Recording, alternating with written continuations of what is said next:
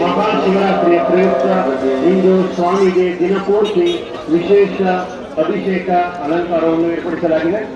ಜಾಗರಣೆಯ ಪ್ರಯುಕ್ತ ರಾತ್ರಿ 10 ಗಂಟೆಗೆ ಸರಿಯಾಗಿ ಮಳವಳ್ಳಿ ಎಂ. ಮಹದೇಶ್ವರ